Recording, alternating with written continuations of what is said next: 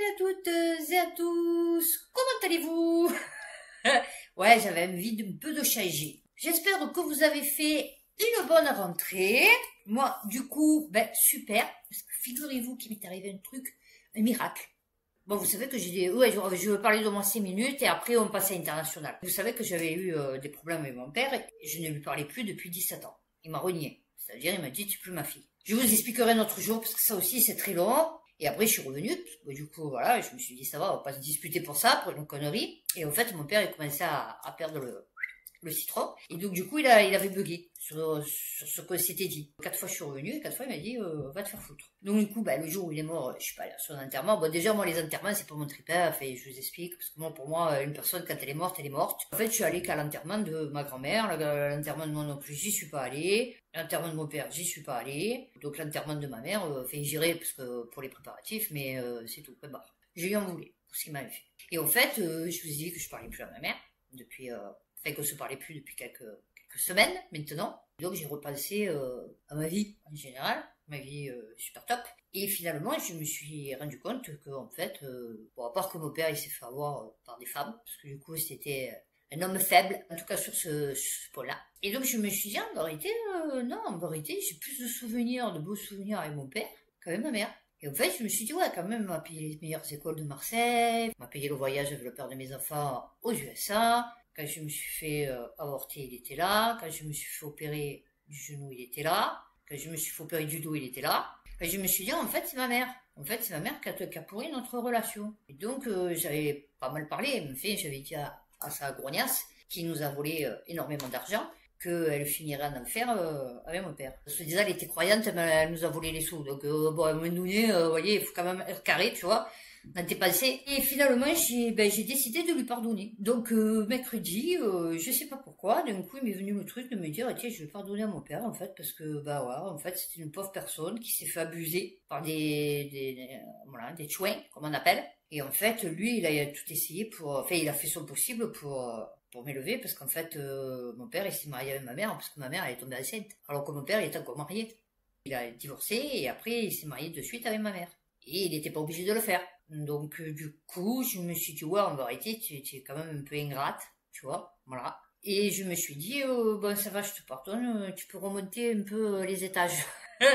Tu vois, de l'enfer, tu peux remonter un petit peu, tu vois, voilà. On passe à autre chose. Donc, mercredi, je fais mes exercices de décompression, vous savez, parce que quand vous avez une discopathie, d'après ce que j'ai compris, il faut décompresser. Donc, je fais mes exercices de décompression et tout. Je sors ma barre de suspension que j'avais grattée à ma mère et qui se suspendait plus. Et donc, j'ai commencé à faire ça. Eh ben, figurez-vous que jeudi, donc aujourd'hui, on est dimanche. Depuis jeudi, j'ai plus mal. Enfin, j'ai plus mal. J'ai une petite douleur, vous voyez. Mais franchement, comparé à ce que j'avais. Alors, je me dis, va savoir si c'est pas, peut-être les deux, en fait. Si c'est pas le fait aussi que j'ai pardonné à mon père et que du coup, ça m'a libéré d'un truc, vous voyez, parce que, c'est pas bien d'avoir de la rancune, parce que c'est vrai que moi, je suis une personne très rancunière, donc quand tu m'as fait quelque chose, je l'oublie pas. Et donc, je me suis dit, ouais, peut-être je me suis un peu trop enflammée, en fait. Alors oui, d'accord, ça n'a pas été un super père à la fin, parce que du coup, voilà. Mais je me suis dit, ouais, quand même, il a fait son boulot de père, quoi, tu vois, et il m'a assumé. Tu as vu, voilà, j'ai jamais manqué de rien. J'avais le studio à la neige, j'avais la villa à la campagne. J'ai voyagé, je suis allée en Russie, aux États-Unis, je suis allée en Tunisie, en Angleterre, grâce à mon père. Il m'a jamais touché, il m'a jamais frappé. Donc je suis super heureuse parce que du coup, 2025 commence bien parce que je n'ai plus mal au dos. Donc on va faire international avec toujours de bonnes nouvelles, comme d'habitude. Avant de commencer, je voulais aussi, pour ceux qui me regardent sur Crowdbunker, n'oubliez pas de faire un don. Moi, je vais le faire tout à l'heure, j'attends que mon fils y rentre, parce que du coup, j'ai pas envie de me planter, parce que moi, les paiements, c'est un peu compliqué. N'oubliez pas de faire un don sur Crowdbunker, voilà, parce que quand même, il n'y a pas de pub, il n'y a pas de censure, c'est français, parce que là, j'ai vu qu'on était à 30%, franchement, c'est pas beaucoup. Donc, vous pouvez faire des dons de 2 euros, 5 euros, 10 euros, 20 euros. Donc, moi, je vais sûrement faire un don de 10 ou 15 euros. Parce que grâce à eux, j'ai des vues. Ma dernière vidéo sur Mayotte, j'ai fait 3 vues sur YouTube et j'ai fait 500 vues sur Crowdbunker. Donc j'estime que je peux faire ce petit effort en cette nouvelle année. Et donc vous remercier tous sur toutes les plateformes pour ceux qui m'écoutent et qui me suivent. Et qui me laissent des commentaires fort sympathiques comme Philippe, que je n'ai pas de nouvelles depuis un petit moment. Victor, JNN aussi, j'ai plus de... J'ai plus de nouvelles. J'ai vu qu'il avait publié une vidéo, mais bon, avant j'avais toujours un petit message. Là, je vois qu'il y a du relâchement, c'est pas bien. Et merci à tous ceux et celles qui y passent et qui me laissent un commentaire, ce qui améliore mon référencement qui est nul. Voilà. Donc, nous allons partir sur...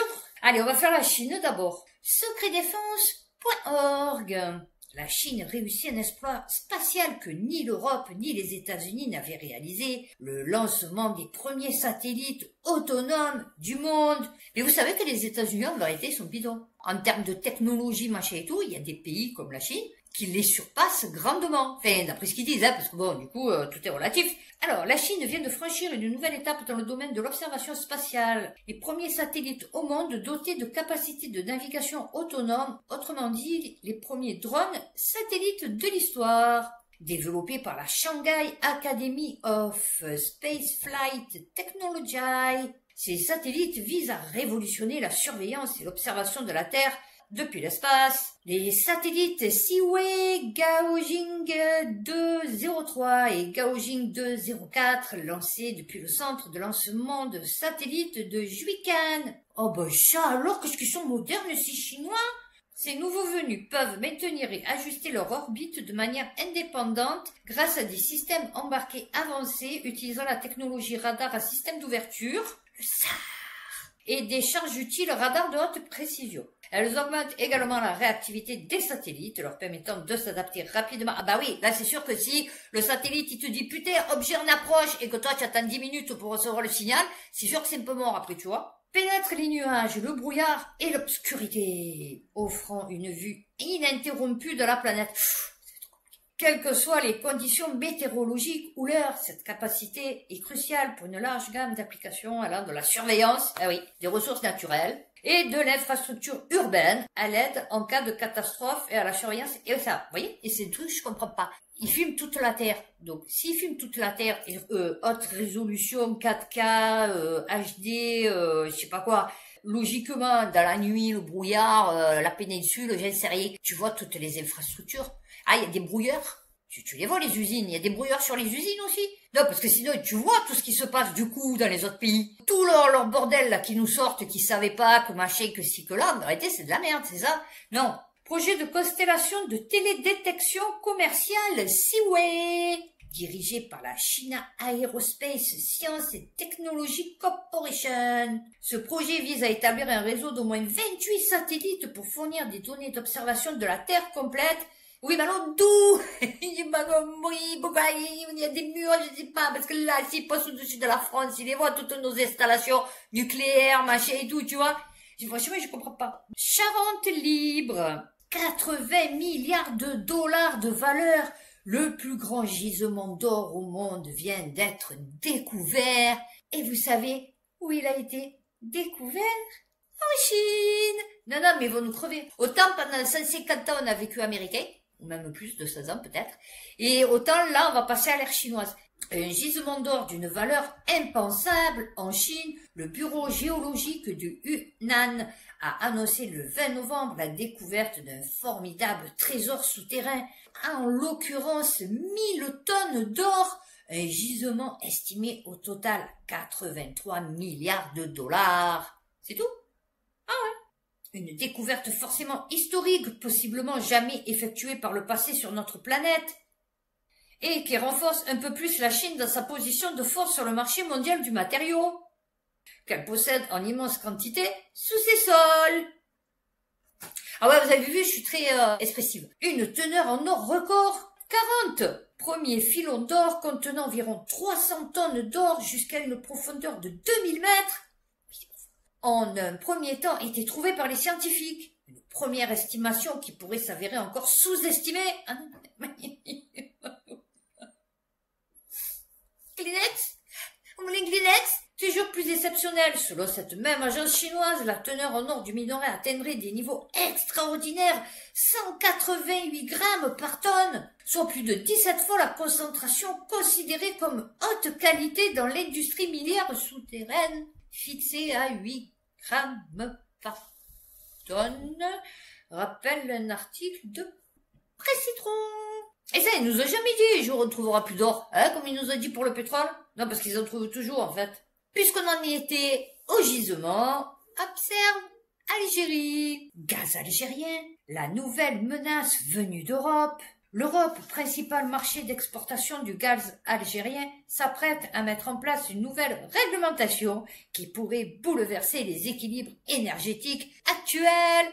La directive européenne sur la durabilité, prévue pour entrer en vigueur en 2027, impose des conditions strictes aux entreprises exportatrices, les obligeant à prouver que leur activité respecte des critères, ah ben oui, ce que j'avais parlé la dernière fois, rigoureux en matière d'environnement et de droits humains. Oui, alors la couleur, elle change derrière, parce qu'en fait, des fois il fait soleil, des fois il fait nuageux.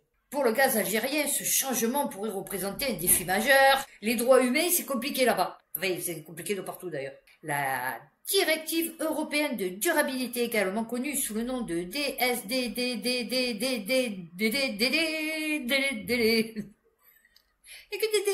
vise à garantir que toutes les étapes de la chaîne d'approvisionnement des entreprises respectent les normes écologiques et sociales de l'UE. Les contrevenants risquent des amendes pouvant atteindre 5% de leur chiffre d'affaires, une sanction qui pourrait peser lourd sur les finances des exportateurs énergétiques, y compris Sonatrach, géant gazier algérien. Des concurrents sous pression, l'Algérie n'est pas le seul pays qui s'inquiète des conséquences de cette nouvelle législation. Le Qatar, un autre fournisseur majeur de gaz naturel liquéfié en Europe, a d'ores et déjà menacé de cesser ses livraisons si des sanctions venaient à être appliquées à ses exportations. Selon le ministre qatari de l'énergie, perdre 5% des revenus générés par les exportations vers l'Europe n'est pas une option viable. Ce mécontentement illustre les tensions croissantes entre les producteurs de gaz et les nouvelles ambitions climatiques de l'Europe. Ah bah oui, ça c'est sûr. Je connais les autres. Les États-Unis, qui dominent aujourd'hui le marché européen du GNL, pourraient également être touchés, notamment en raison de la forte empreinte carbone associée à la production de gaz de schiste. Ah bah oui, c'est sûr. Pour l'Algérie, dont l'économie est étroitement liée aux exportations de gaz, les enjeux sont encore plus cruciaux. C'est-à-dire c'est peu pour nous aussi, parce que je sais que le gaz, on va le sentir passer, tu vois le truc. Sonatrach a lancé un plan ambitieux de réduction de son empreinte carbone. Parmi les initiatives les plus marquantes figure un projet de reboisement sans précédent. Donc ils avaient déboisé, visant à planter plus de 423 millions d'arbres. Oh, ils ont pas battu Macron. Macron, il voulait planter 1 milliard d'arbres. Je sais pas où, mais il voulait planter 1 milliard d'arbres. Bon, ils les ont pas plantés, hein, non plus. Ah ben, eux, c'est que 423 millions. C'est ridicule. C'est une période de 10 ans. Ah, nous, ça devait être 200 ans. Ou 200 ans peut-être. Pour réduire le torchage de gaz, une pratique qui contribue fortement aux émissions, ah bah oui, de méthane. Depuis 2020, Sonatrach a diminué ses émissions liées au torchage de 28%. Ah, c'est bien. Alors, en octobre 2024, l'Algérie est devenue le premier fournisseur de gaz naturel de l'Europe, avec une part de marché de 21%. Cependant, cette position dominante est menacée par les exigences croissantes de l'UE. Eh ouais. Non, mais elle se tire c'est plus, comme j'ai dit, c'est plus une balle. C'est une bazooka. C'est le lance-roquette. C'est le missile hypersonique Oreshnik, je sais pas quoi de Poutine. Pour l'Algérie, elle pourrait être l'occasion de moderniser son secteur énergétique. Ah ouais, non, mais c'est sûr, parce qu'eux aussi, on se demande d'où ils vont. Tous les milliards qui récupèrent du gaz. Et du pétrole, sûrement qu'ils en ont aussi. Fusionner Intel et AMD, la solution envisagée par le gouvernement américain. Frandroid, une option qui aurait semblé impensable il y a encore quelques années. Et oui, voilà, 16,3 milliards de dollars de pertes pour Intel. Ils se demandent comment ça se fait, parce que tous les ordinateurs, il y a Intel dedans. Vous voyez, moi j'en ai un, et c'est Intel Core i5. Voilà. Donc, je me demande comment se fait-il qu'ils ont une perte de 16,3 milliards. Je vous jure, les mecs, ils doivent se gaver sur notre compte. À envisager des solutions radicales. L'entreprise, autrefois leader incontesté du secteur, eh ben ouais, fait face à une concurrence féroce, notamment de la part de TSMC et Samsung dans la fabrication de puces, mais aussi d'AMD, Qualcomm et Apple dans la conception de processeurs. Cette situation a poussé Washington à s'impliquer directement dans le dossier. Le CHIPS Act. Non, c'est le CHIPS Act. Cette loi américaine visant à renforcer l'industrie des semi-conducteurs sur le sol américain pourrait apporter une bouffée d'oxygène à Intel. En gros, parce qu'il n'avait pas dit, Trump, c'est fini, les Chinois, leurs puces, machin et tout, maintenant ça va être 100% américain, donc peut-être ils veulent fusionner vite fait. Moi je les connais, ces gens, ils sont tordus. Je connais les gens tordus, moi. J'ai vécu avec des gens tordus. En gros, ce sont plusieurs milliards de dollars injectés par les États-Unis pour être le plus autonome en semi-conducteurs. Cependant, selon les experts, cette aide ne sera pas suffisante pour redresser durablement l'entreprise. Donc la fusion avec AMD apparaît comme l'une des options les plus sérieuses. Oh, vous avez vu? Adanam Gabriel peu cher, il a eu peur, hein. Oh, oui, mais Shkinette, ils lui ont tiré dessus, les Israéliens. Et ouais, il est parti en courant. Oh, mon Dieu, je vais pas mourir du Covid, je vais mourir d'une bombe israélienne.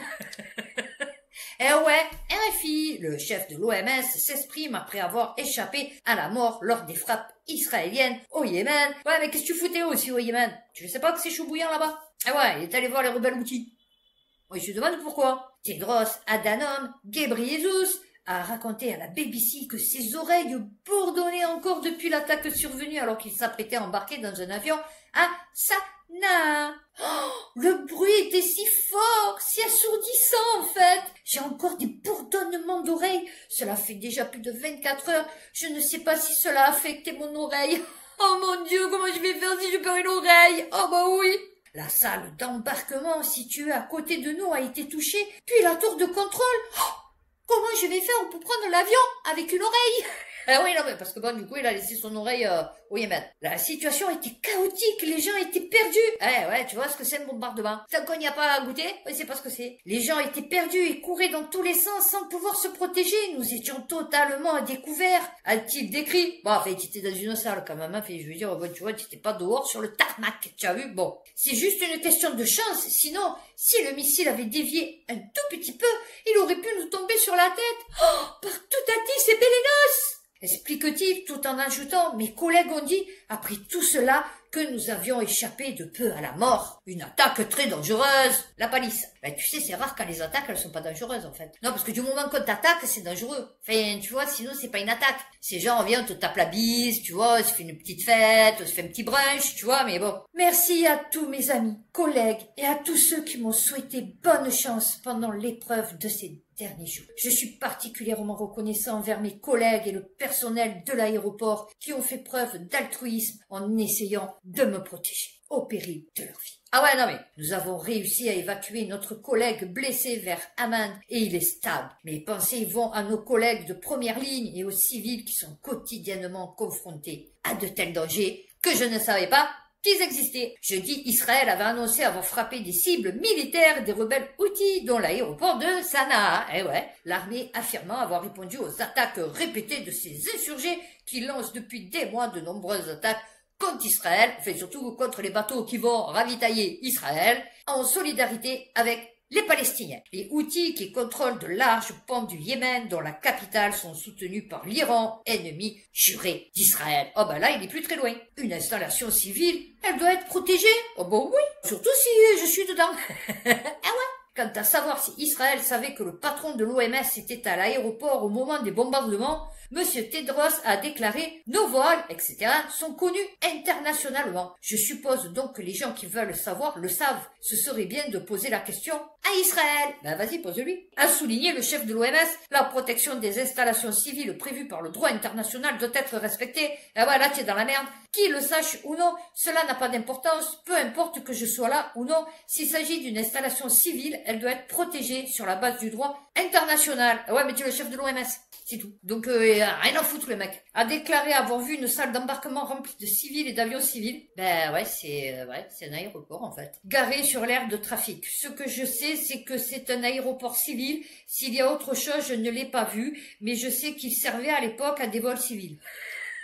C'est-à-dire, il servait à l'époque à des vols civils jusqu'à ce que Israël les bombarde.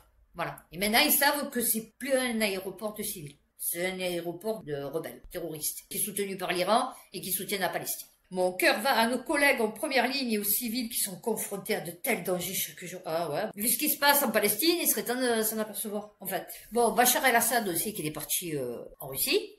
Et il paraît que son père, comment il s'appelait? Il paraît que c'était fou furieux. Ça, c'est une fille sur TikTok. À son fils, il lui avait dit oui, ne crois en personne et tout, parce que les mecs, de toute façon, ils te trahiront. Il faut pas ce genre ni pour parler avec les Américains, ni les Européens, ni les Russes, ni les machins, parce que justement, ils vont te trahir.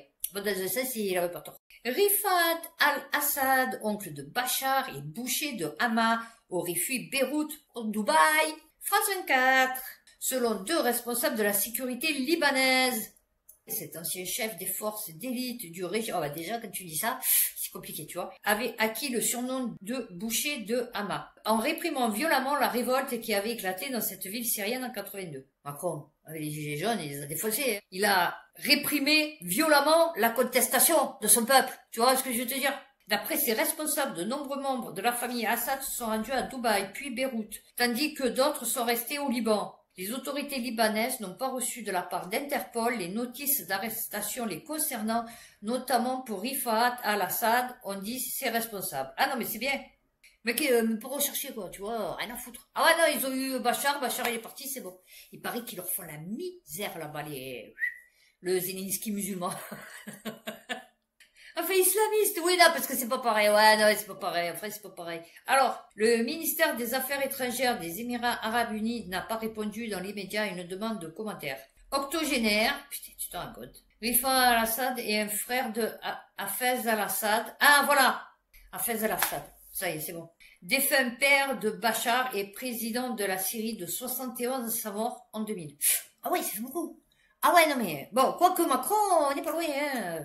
Alors, une révolte des frères musulmans à Hama, faisant plus de 10 000 morts. Ah oui, c'est beaucoup ça aussi. Alors, en 2022, le réseau syrien pour les droits de l'homme, une organisation indépendante, avait avancé un bilan de 30 000 à 40 000 civils tués lors de la répression de cette révolte. Oui, d'accord, mais donc du coup, c'était pas Bachar al-Assad. On est ok? C'était le père. Oui, il a été condamné en 2020 pour bien mal acquis en raison du détournement de l'équivalent de plusieurs millions d'euros de fonds publics en Syrie. Oui, il est retourné en 2021. Ah bah oui, aussi, me de poisson rouge. Alors, le premier ministre libanais Najib Mikati, ah bah oui, c'est celui de notre résolution. Alors, a déclaré lundi que le Liban appliquerait une notice d'Interpol concernant... Oui, d'accord, mais comme ils l'ont pas eu, donc... Et nous allons passer aux brèves. Capitale, crise des opiacés, le cabinet McKinsey paye une lourde amende pour s'éviter un procès. Oh bah oui, 650 millions de dollars. Ça va, c'est pas beaucoup, hein. Franchement. Hein. Dont la consommation a explosé dans les années 2000. Ah bah oui. Ben, elle explose toujours, hein. Enfin, je t'explique. Hein. L'oxycodone. Ouais. Selon les chiffres des centres de prévention et de lutte contre les maladies, au moins 700 000 personnes seraient décédées entre 99 et 2022. Ouais, bien sûr. Ça, c'est comme les 35 morts à Mayotte et les 200 morts en Espagne. Et les je sais plus quoi, et je sais plus où, et parce que franchement, ils me rendent de fou. Alors, des suites, et 35 000 à Gaza. Des suites d'une overdose liée à la prise d'opiacés. Ouais. L'Oxycontin, ah oui. McKinsey s'évite le procès dans le cadre d'un accord de poursuite différé, conclu avec le gouvernement américain.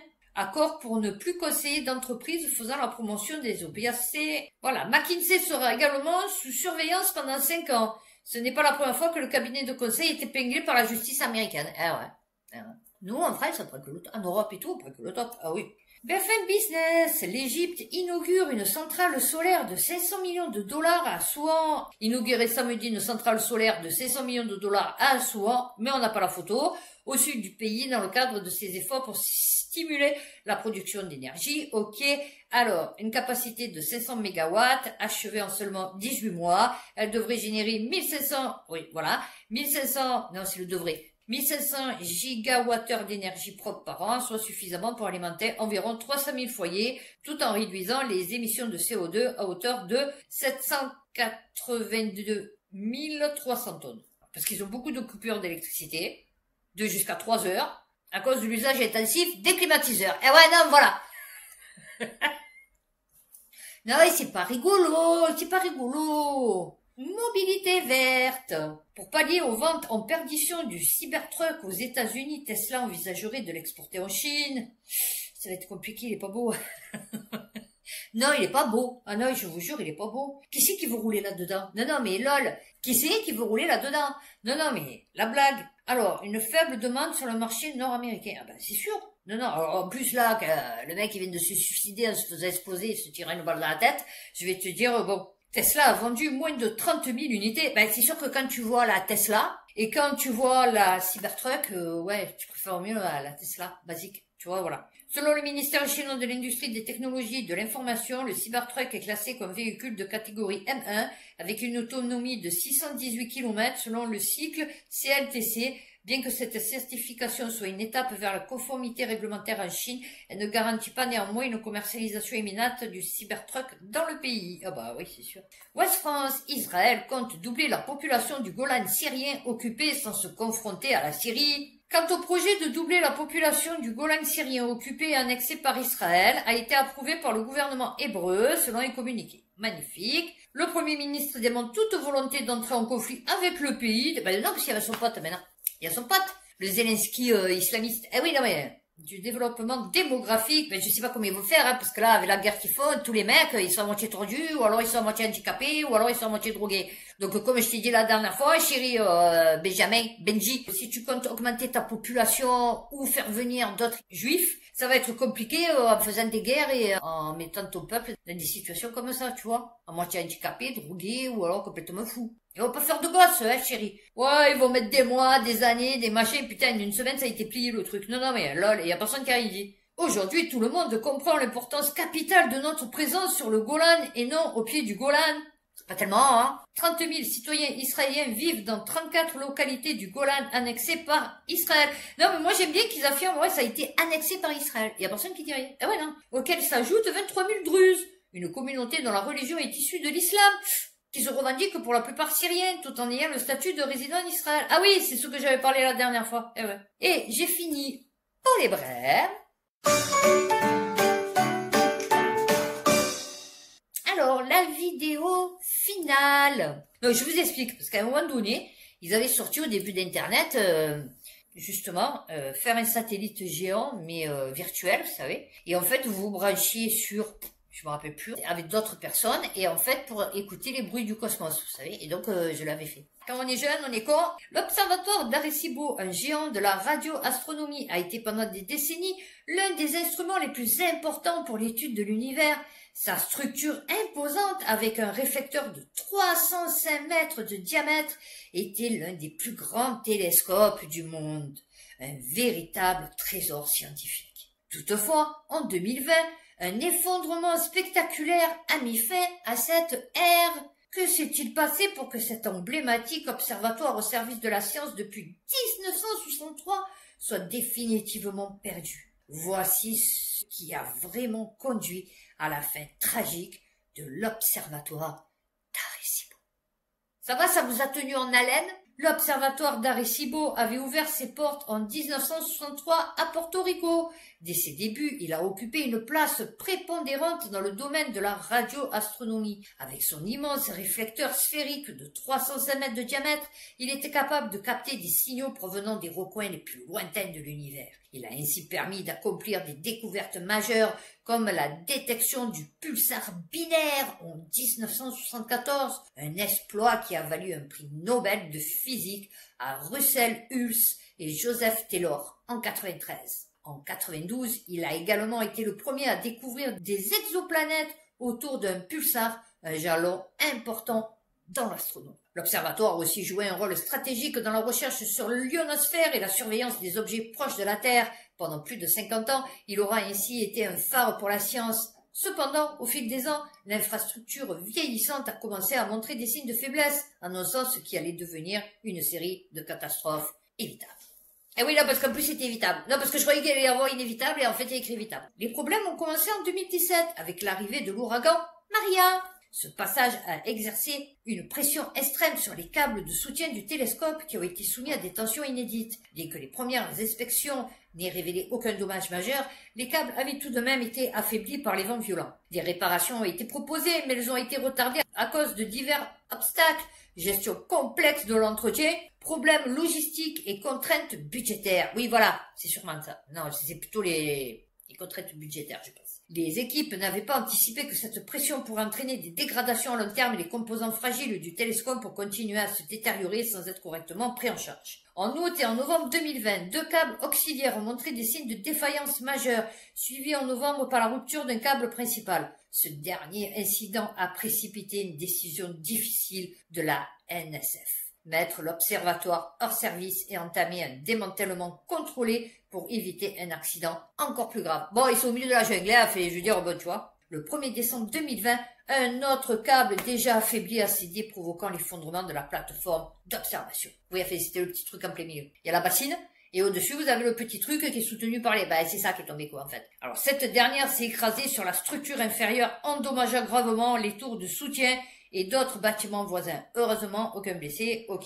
En dépit de cette tragique fin, l'héritage de l'observatoire d'Arecibo perdure. Bien que le télescope lui-même soit hors service, la NSF a annoncé que le site serait transformé en un centre d'éducation et de recherche scientifique sous le nom d'Arecibo C3. Ce nouveau centre sera axé sur l'éducation en sciences, technologies, ingénierie et mathématiques, STEM, ce qui garantira ainsi que l'héritage scientifique de l'Observatoire continue d'inspirer de futures générations de chercheurs et d'étudiants. L'Observatoire d'Arecibo restera un symbole de l'ambition scientifique humaine et un instrument ayant permis des découvertes extraordinaires.